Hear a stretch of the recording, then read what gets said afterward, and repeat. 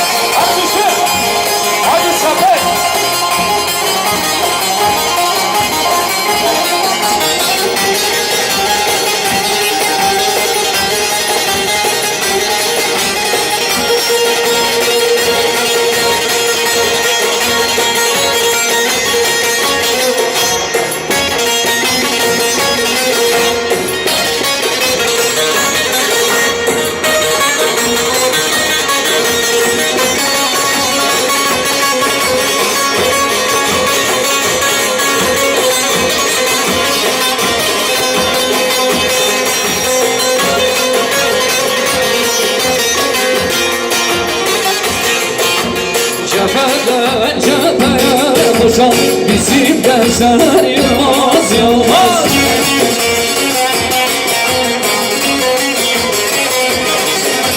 Denizler dağlar aşar bizim gençler korkmaz korkmaz.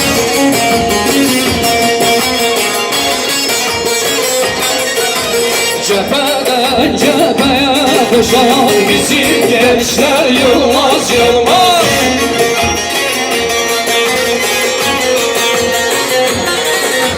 Denizler dağlar aşan bizi gençler asla olmaz.